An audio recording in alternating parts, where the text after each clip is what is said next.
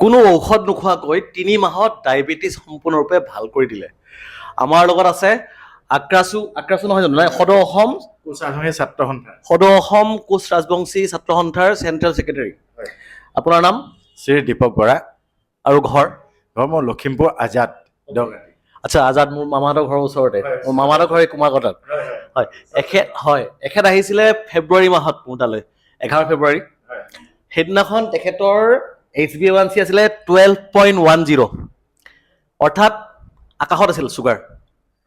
আৰু আজি ৩ মাহ পিছত এখেতে মোৰ তালৈ আহিছে, আজি 15 মে 2026। এখেতৰ আজি HbA1c হৈছে 7.72%, অৰ্থাৎ প্ৰায় 5 মান কমি গ'ল HbA1c। তাকো একো মেডিচিন খাইছে নাই ছাৰ, একোৱে খোৱা নাই মই, মেডিচিন একো খোৱা নাই। আপুনি ফাষ্টিং কৰিছে মই কোৱা মতে? আপুনি যেনেকে কৈছে মই তেনেকে A to Z মানিবলৈ চেষ্টা কৰিম। ৰাতিপুৱা কি খায়? ৰাতিপুৱা শুই উঠিয়ে অকল ঠাণ্ডা পানীয়ে আৰু লাল চাহ, পূৰা তাৰপৰা খোজকাঢ়োঁ। তাৰ 12টা বজাত আপুনি যেনেকৈ কৈছিলে 12টা বজাত খাবলৈ, কিন্তু মই 11:45 পৰা 12টা বজাৰ ভিতৰত মই খাওঁ। অকল চালাড খাওঁ, বুট, মগু, নাৰিকল, পিঁয়াজ, আদা, নহৰু, যত যি পাওঁ মানে পূৰা মহতিয়াই দি দিওঁ। কমকে খাবলৈতো কোৱা নাই, মই কৈছো যে ভালকে খাওঁ, বেছিকে খাওঁ, কিন্তু কম সময়ৰ ভিতৰত খাওঁ। মাছ মাংস কণী খাই আছে নাই?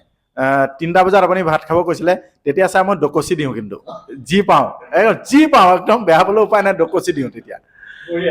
আচলতে ডায়েবেটিছ হোৱাৰ লগে লগে মানুহে ভয় খায়, কম খাবলৈ আৰম্ভ কৰে, আৰু সেইকাৰণে মানুহবোৰ লাহে লাহে শুকাই যায়। এনেই ডায়েবেটিছেতো মানুহটোক শুকুৱাই নিয়েই। আচ্ছা, এটা বৰ আচৰিত কথা মানে দেখা পাইছোঁ, আপোনাৰ মুখৰ ৰংবোৰ সলনি হৈছে, হয়নে? হয় ছাৰ, মোৰ ছাৰ এইবোৰ কোলা কোলা চব পৰি আছিলে। এইটো এটা দিছে নাই, এইটো হেৰালে মোক বিচাৰি পোৱা নিচিনা দাগ আছিলে। এইটো পাতলা হৈ গ'ল আৰু মুখত মোৰ নিজৰ শ্ৰীমতীয়ে কয় আৰু যে ধুনীয়া হৈছে দেখিবলৈ। গতিকে শ্ৰীমতীৰ পৰা এপ্ৰুভেল আহি গৈছে যে তুমি ধুনীয়া হৈছা, ইয়াতকৈ আৰু কি লাগে? এতিয়া বঢ়িয়া কথা। আৰু এটা কথা, এখেতক মই চাওঁতে এটা কথা নটিচ কৰিছোঁ, আপোনাৰ মাংসপেশীবিলাক বেছি ডাঙৰহে হৈছে, সবল হৈছে আগতকৈ। তো ফাষ্টিং কৰাৰ কাৰণে মাচুল লছ হোৱা নাই। ফাষ্টিং কৰিলে মাচুল লছ হয় বুলি এটা বহুত ডাঙৰ ভুল ধাৰণা আছে। চাওক, ফাষ্টিং কৰিলে মাচুল লছ হ'ব যদিহে আপুনি কেলৰি কমকৈ খায়। আপোনাক মই কেলৰি কম খাব দিয়া নাই নহয়। আপুনি এজন ব্যক্তি হিচাপে যিমানখিনি কেলৰি লাগে কিন্তু খাবই লাগিব, আৰু সেইখিনি আপুনি মাছ, মাংস, কণী খাওক, শাক পাচলি, চালাড, চব্জি খাওক, দালি খাওক, ভাতটো অলপমান কমকৈ লৈ 2বাৰ খাওক, কেতিয়াবা ভোক লাগিলে বেছিয়ে খাওক, কোনো আপত্তি নাই, কিন্তু এই বাহিৰা বস্তুবোৰ বাদ দিলে হৈ গ'ল।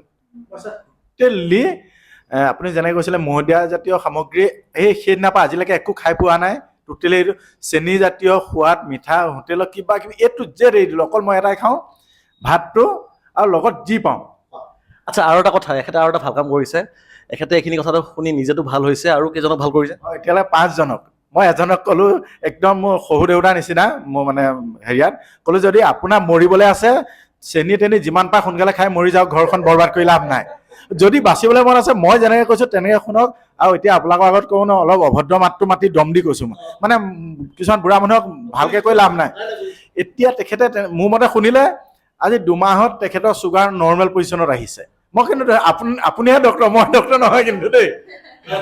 মই এইটো নিবিচাৰোঁ যে অকল মোৰ তালৈ আহি ভাল হওক, মই বিচাৰোঁ যে এনেকৈ কথাবিলাক প্ৰচাৰ হওক। সেইকাৰণে মই ফেচবুকত, ইউটিউবত, ইনষ্টাগ্ৰামত ফ্ৰীত ভিডিঅ' বনাই থাকোঁ, হয় নাই?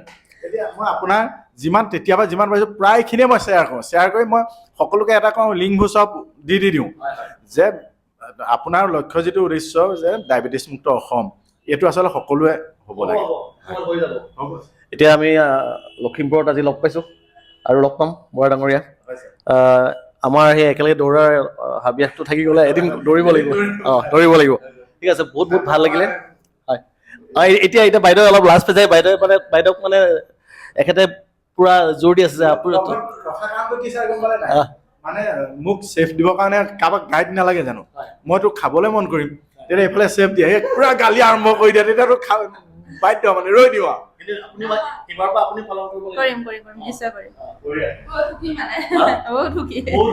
বাইদেউ বহুত সুখী বুলি কৈছে। বহুত সুখী হোৱা এটা কাৰণ এটা আছে, মানুহজন দেখিবলৈ ধুনীয়া হ'ল, ডেকা হৈ গ'ল এতিয়া। বহুত বহুত ধন্যবাদ। ধন্যবাদ ছাৰ, পুনৰ লগ পাম ছাৰ, আকৌ আহিম ছাৰ। দৌৰিবলৈ মন থাকিলে একেলগে আমি আকৌ দৌৰিম। Thank U.